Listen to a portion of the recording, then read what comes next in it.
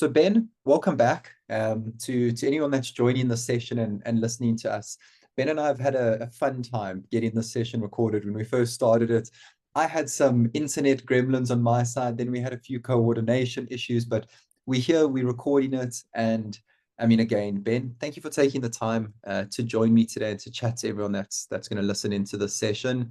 Essentially, for all of you that are now listening to this recorded session, the whole goal of what we're going to discuss today is trying to unpack frameworks and essentially what it looks like for team scaling that maybe sometimes seem a little bit out of their depth, and how experts like Ben and his teams were able to navigate these treacherous waters, make compliance not quite as difficult, obviously bringing on tools like Scytale to aid and promote that sustainable and more efficient growth from a compliance space.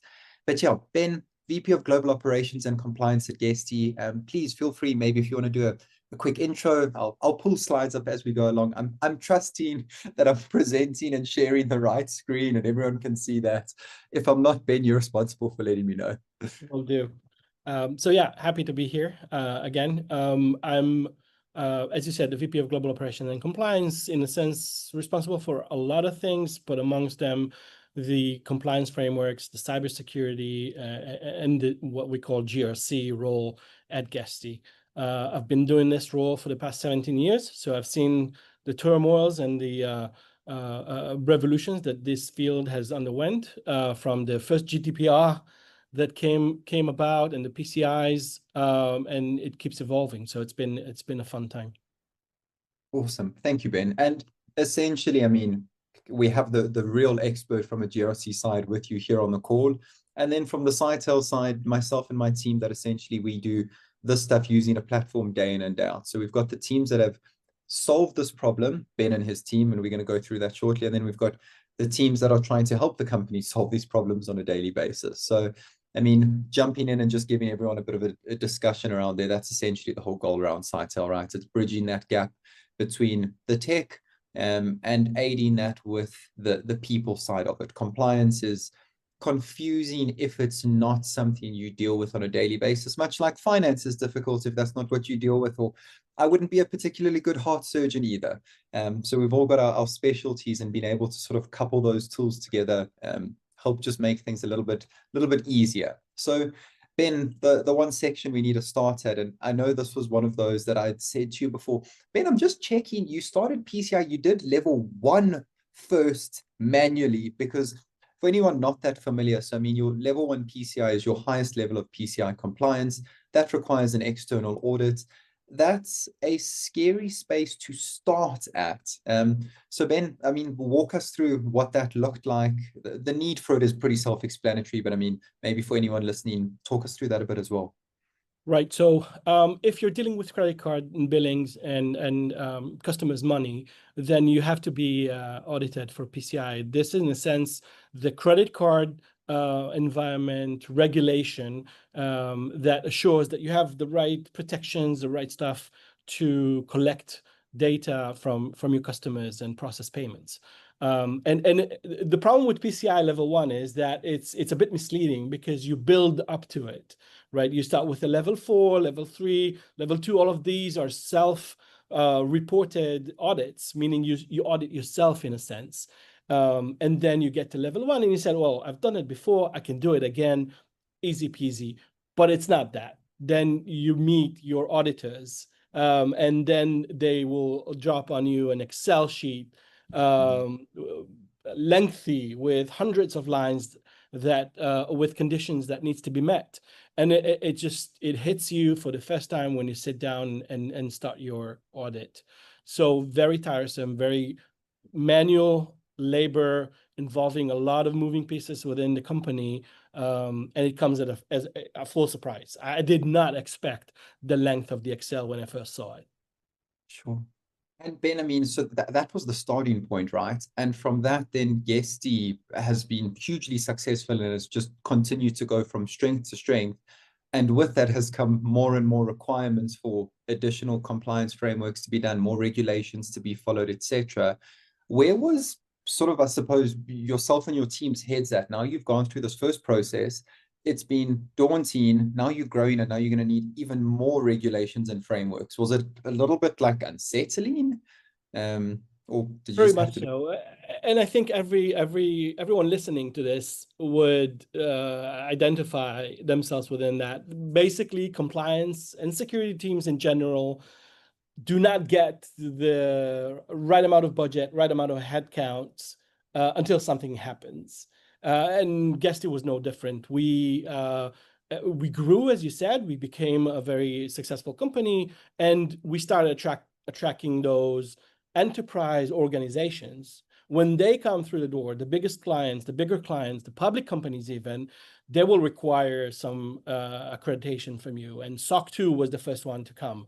And you start hearing from your clients, well, do you have SOC 2? You have any plans to get certified for SOC 2, and so on and so forth. And then it hits you, and the CEO will come and say, right, we need to get SOC 2 tomorrow. So yeah, when they come fast. So I think the way that it met Guesty was, we were a very small team, just a couple of us. We hired another analyst to help us out with the SOC 2 and PCI that came along, and we had no idea how to get this thing going. We know it's a daunting task. We have to do it in zero time with zero effort. So we knew we couldn't possibly do it by ourselves. And that's where we hit the market and search for a solution to get us going with the SOC 2. Yeah, sure. And like you said, Ben, and we had a couple slides up now just while you were talking through those. And tech gremlins bringing everyone in. My one screen's gone completely blank again at this point. So Ben, as long as you can still see the presentation, we good. I know what's up there, so I can keep talking through it. But this is one of those sessions that tech is just going to challenge you and myself. But on that side, like you mentioned, it ramped up fast. It was daunting. And just a lot of requirements, doing it manually and having the deals on the line. Like you said, you need this, and prospects are asking for it, or you've got to make a plan to get that done. Right. I mean, for everyone listening, I know you've touched on it, Ben, but I think it's maybe even worth diving into a little bit deeper. If there is any recipe for success, how did you and your pretty small compliance team manage to just actually make that work? I mean, it goes for SOC 2, but also, and even more so for PCI, the magic recipe would be automations. Whatever you can get working for you, that would be the winning tip. And that's what made it possible with a very small team to get all the evidences and all the inputs required to successfully pass those 2 certifications. So came along Scytale with all those automations and integrations to other systems we could have never accomplished in such a short time. And literally, as you said, it's a magic. You wave your magic wand and you get 75% of the inputs on day one, which was mind-blowing for me and my team. And a sigh of relief, of course, when we saw it happening. But yes, automation would be the one crucial thing to get this thing going. Sure. And I'm sure you're making any of the product team from Scytale absolutely blush at the fact you mentioned a magic wand and everything just gets going. But like you touched on, for anyone that's maybe starting the process or not as familiar with it, you can do compliance in a fully manual way. I mean, Ben, you've mentioned that with PCI the first time you did with these massive cumbersome spreadsheets, but it's just not the solution, right? Being able to use a tool that can aid it. And again, I mean, if we refer back to this tech day and age we're in, it's very, very uncommon that people aren't heavily cloud-based nowadays. So being able to have integrations, have API connections, stuff like that, and pull the data, like you said, well, why would you want to risk having audit elements missing from a report extraction or a screenshot when you can plug in a tool and you can rather make that evidence look right for the auditor? And like you said, that then it scales nicely, and it alleviates a lot of the headache because your progress is so much quicker. I mean, I've obviously seen that with a lot of customers on our side. It's we've used the word daunting a few times already, but you start the project, there's 60, 100, 150 controls you need to do, depending what framework, what scope you're looking at, and you're at zero. if you're able to start that and on day one you're at 60, 70%, like you said, and you need to refine that, okay, we are well on our way to progressing through that. And like you've said, maybe to pull into the conversation now that side, the scalable perspective of it. So you've done the PCI, you've got the automations connected, you've now done SOC 2 with relative ease. We didn't even really talk about the trust center on the last page, and I think that was quite an important one for you as well. Maybe, yeah, the first question on that, what was the gain you guys got out of the trust center? So I think everything boils down to man hours. At the end of the day, before working with Scytale, we were receiving dozens and dozens questionnaires a month of prospective clients, even partners that wanted to partner with us. Again, going back to a long Excel with a multitude of questions about how you do this and how you do that, and do you meet these requirements, and so on and so forth. And that took a lot of time and took a lot of effort, manual effort, and even at times evolved our engineering team, HR teams, really depending on how sophisticated the questionnaire was. And when we've deployed the Trust Center with Scytale, it became from a very manual labor to, here you go, there's a link, whether it's a partner or a client, go there, get all your answers answered. If you have any further questions, come back to me. And that alleviated almost entirely the Excel and the questionnaires that we were receiving down to zero. We have full control of what our partners and clients are seeing and receiving from the Trust Center. They can see as much as we want them to see, but basically, in a sense, they see everything they need to see. And there's very little questions after that. So for me, I've gained back my team to be focused on the things I want them to work on and not get surprised with questionnaires and TPRMs we're getting from our partners, which is a bliss for itself.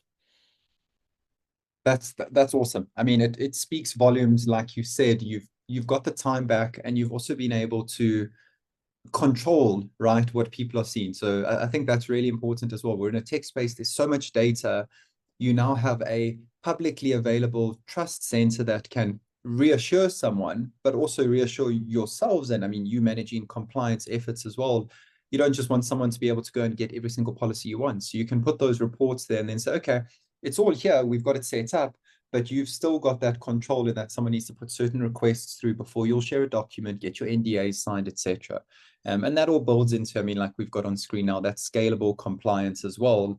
I almost want to go to the next slide and then potentially come back here, because we're touching on a lot of this already, this cross-mapping, prioritizing tasks. But again, if we look at the current position of Guesty, a lot of different frameworks, deciding to target what to do first. So for anyone watching this and feeling just overwhelmed by where to go first, Ben, I mean, please feel free to share your insights on these, but a few sort of tips and guides that we would always recommend.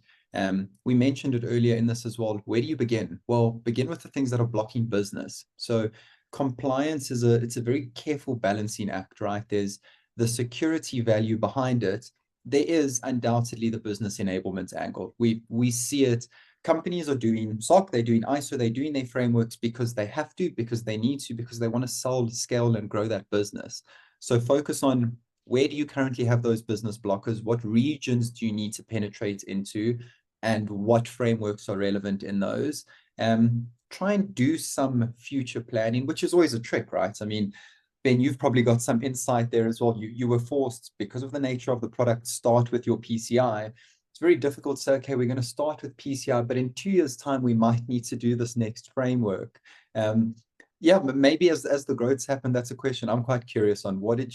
How have you been able to plan that compliance journey, as our CEO loves to put it?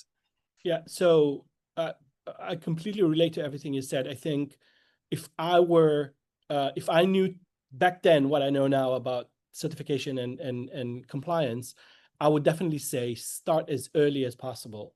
Even if you're on your first year or second year as a small startup, if you put yourself in the state of mind that you want to get SOC 2 down the road, if you want to get PCI down the road, if you have any credit card thoughts in the future, start as early as possible. Once the company get into the state of mind, it's much more easier to execute. But if for as long as you haven't planned ahead and thought about the future, as you said, It's really about the business. What would the business gain if you don't or do those certifications?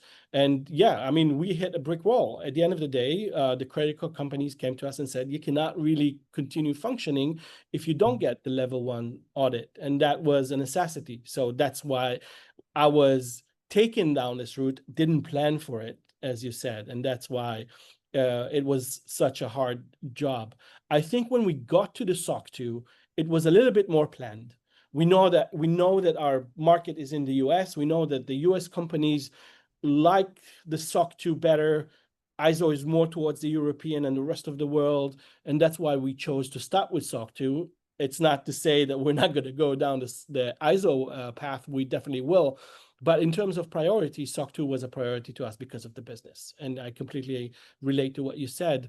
If you don't have a pre-planned or a yellow brick road to walk on, the business is going to dictate where you're heading. And again, that's where Scytale can evaluate how much effort is it going to be, who is it going to involve. It's really easy to make plans when you have the entire road laid out before you jump in. And not surprising, as I said earlier, with PCI, well, we had no idea how it's going to look. So here, there's another value to Scytale for you. Yeah, perfect. Thanks, Ben. And then, I mean, so like I said, I actually wanted to come back to the slide, and we've touched on all those points now. So that's uncertainty at starting the process. It's complex. You're not too sure where it goes. All of those, once you start, I think exactly as you mentioned, start as early as you can. In that first year, I mean, we see companies sometimes that are beginning their compliance efforts when they've just launching their sort of MVP, they're getting their first prospects going. That's always a fun conversation, complete separate one, but you need compliance to get your customers, but you need some sort of a customer or data for auditors to place reliance and actually test your systems. Then you get into this chicken and egg discussion. But like you said, once you've got it started, it then also makes subsequent frameworks easier in a way, because you've been through a process, so you're more versed with what an audit actually looks like and might entail.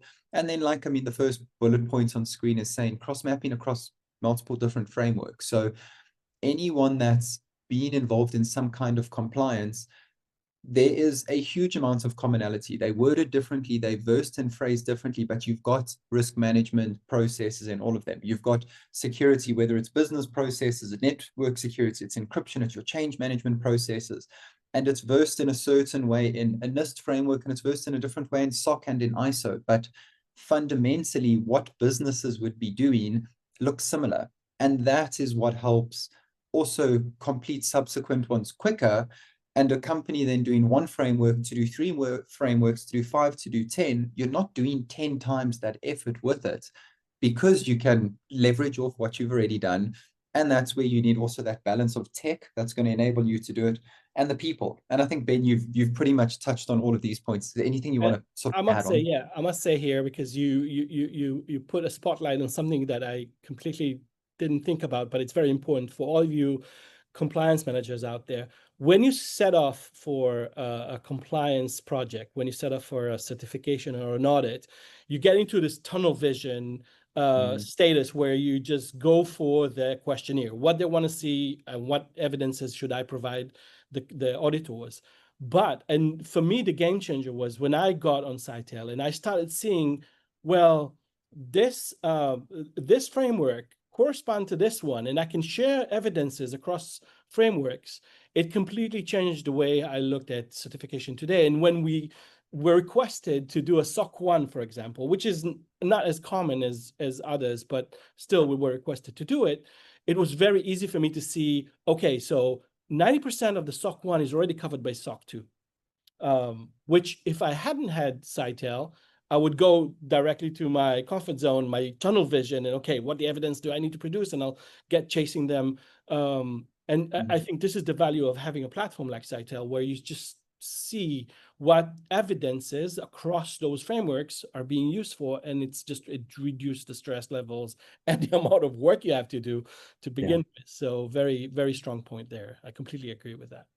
Thank you. Yeah. And yeah, no, I completely agree with that. I think we sort of I'm hoping to anyone listening as well, you've seen the value, you've seen the difference of that, and just simplifying things by means of tools that you can use. And that's actually where I wanted to go at the previous point. There's also ways in these things. So in the Scytale platform, for example, Ben, you've seen that, how you can work in different modules that help with different aspects. So like you said, you've got a centralized location that will give you all your different monitors, as the control center, if you will. And that would allow someone to see, okay, this specific item is relevant in these 5 different frameworks. So you can see that bigger compliance picture. But for someone that only needs to focus on a specific framework, cool, they can drill down into that one and they don't have to worry about the bigger picture. So you can also separate those screens based on who needs to see what and when they need to do it. And yeah, that growth enablement, I think we've discussed this at length today, but the really key points you mentioned, being able to save your team time, get them back on their actual jobs they need to do on a daily basis. And yes, a compliance team, part of that is compliance, but it's not just sitting collecting evidence for auditors to go through. There's a much bigger picture there. It's having the reassurance, obviously, you managing that team and department, knowing, okay, you're going to meet your KPIs because you're going to pass audits, you're going to get certified, you're not going to get deviations, non-conformities, whatever it is.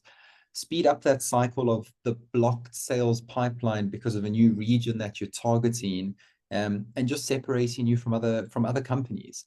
I mean, Ben, what's next? We pretty much have run through these. What's next with Guesty? So we have now that we've seen how easy it is to get certified, we're very keen on moving forward and getting more certifications done.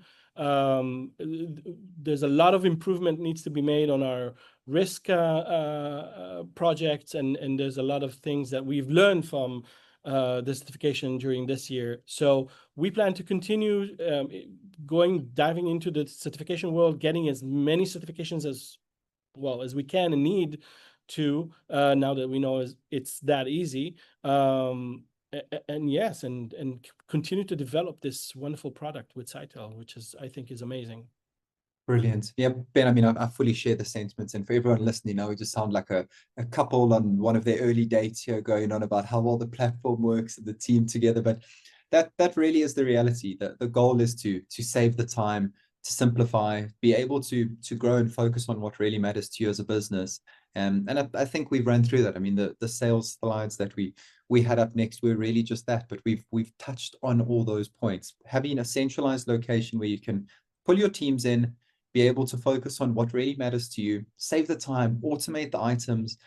And honestly, Ben, my biggest takeaway from this, you guys got thrown in the deep end, started something manual, but have such a positive, confident outlook on what compliance looks like growing. And that's a really powerful thing in a business. There's no stopping Guesty from that side. So I mean, kudos to yourself and to the teams that you're working with. You could get thrown with a huge framework, and I think you guys would just naturally take that in your stride, as sort of the next step. Okay, cool. You need us to do that. We'll go ahead and do that. No problem. It's exactly that. You turn from a blocker to enabler, and that's, for me, a huge change. In the communication, even with Guesty's top management, it's not a problem. Whatever you need, we'll get it done. Ben, I mean, thank you. Thank you for running us through that. For everyone listening, I hope if nothing else, then you've looked at this and gone, oh, that's not as scary as it seems. Take it from Ben, who started this manually, started with some really scary frameworks, and now is ready for the world to throw whatever at him. So Ben, we really appreciate working with you guys. I really appreciate being able to have conversations like this with you. It's so cool to see that next step always. Compliance is, it's scary, it's unfamiliar. People don't like doing it as well. Okay, people like you and myself probably enjoy doing it a little bit more than someone that just gets thrown it at them. But yeah, I wish you guys all the success going forwards. I look forward to us having 20, 30 different frameworks in the platform. And thank you for taking the time just to make people realize compliance isn't quite as scary as it sounds. It's been a pleasure, and thank you for having me. I would talk about compliance all day long if I could have.